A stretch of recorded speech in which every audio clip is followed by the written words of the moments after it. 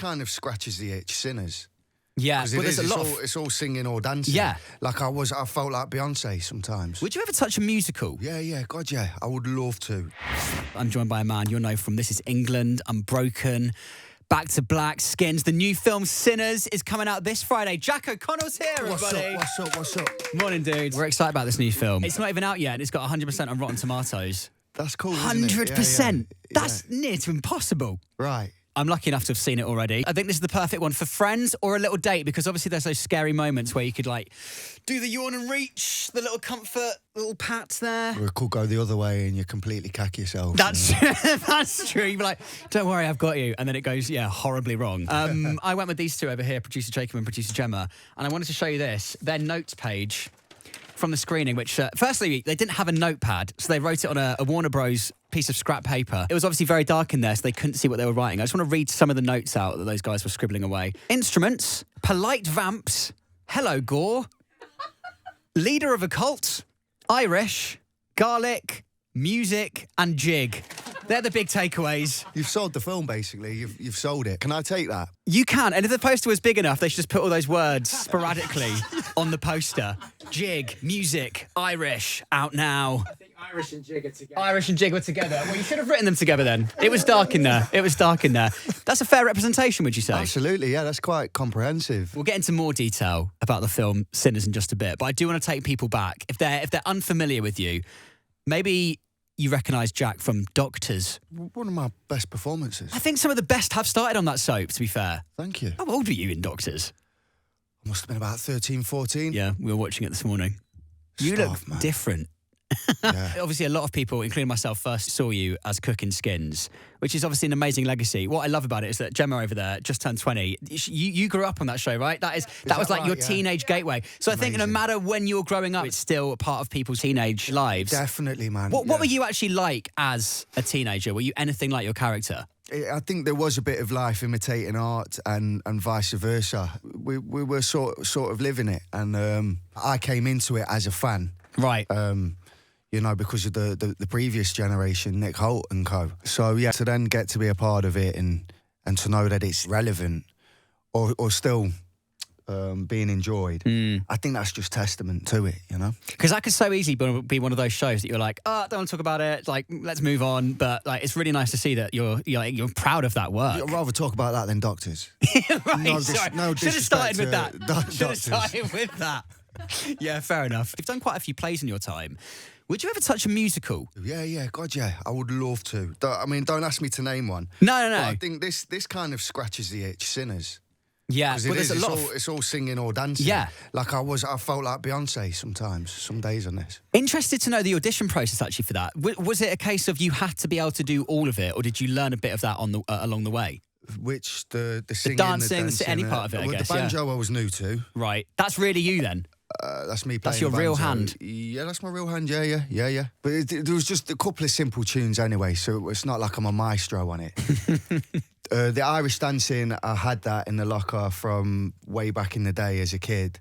My dad took me to Irish dance lessons. Oh, no way. In Derby. Yeah. Thank God for that. He used to call me Jumping Jack. Really? It's an impressive jig.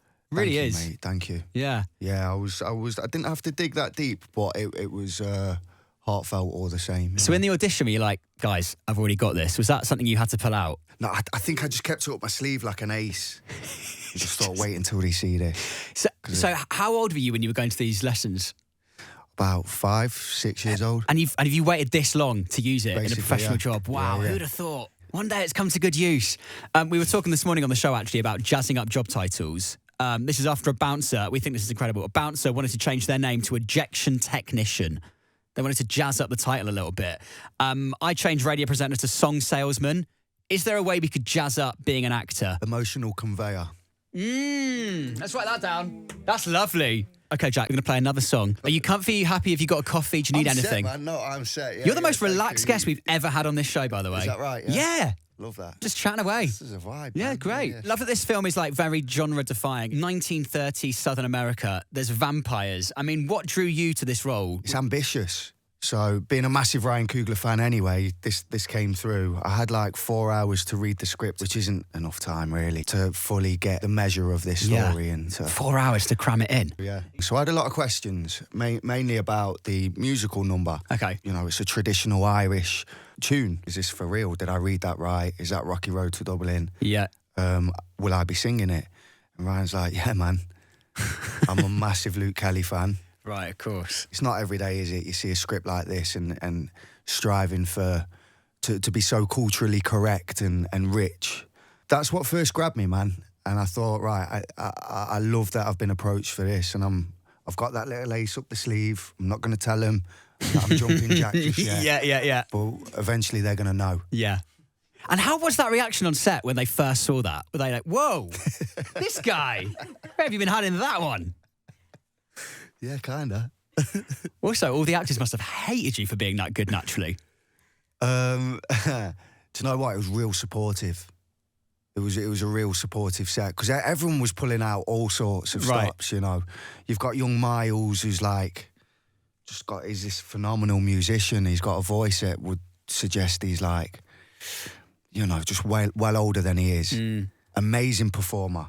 Everyone was at it at some degree. Delroy Lindo on the piano playing this blues legend. You know, it really did feel like a bit of a musical. An amazing, amazing atmosphere. Really supportive, really welcoming. Felt like if you fell flat on your face, you'd be all right. Yeah, There'd just be no go judgment. again. Yeah. You know what I mean? Nice. So, and it's rare that. It's really rare. That's nice. I should say, by the way, there's a lot of blood in this film. Were you still finding that the next day? How hard was that to get off? It's just annoying. Yeah. It's just a bit annoying. That blood gets a bit sticky. Yeah. Has it got a smell to it as well? It's a bit fumy. Yeah. I think there's a bit of petrol in there or something.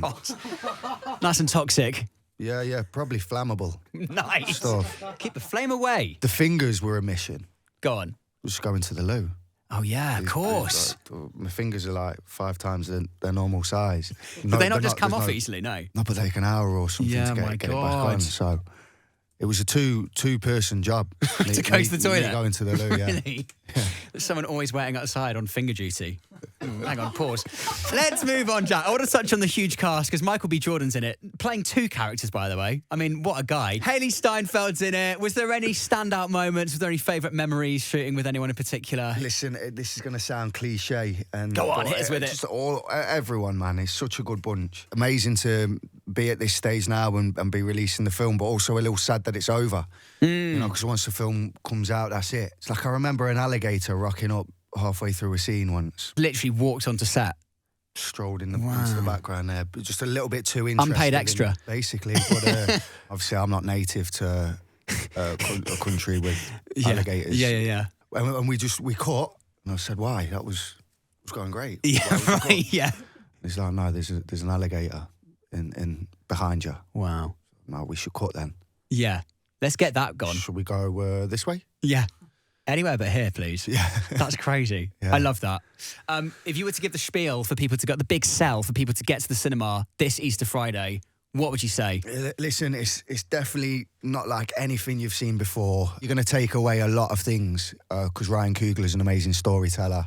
Be prepared to have your minds blown fully. Totally agree. Hey, Jack, thanks so much for hanging out this morning, mate. Thanks for having me, man. It's been fun. Look, 100% on Rotten Tomatoes. That website does not lie. Sinners is out on Friday, everybody. Jack, thank you, mate. Hey, thank you. It's Capital Breakfast. Thanks, dude.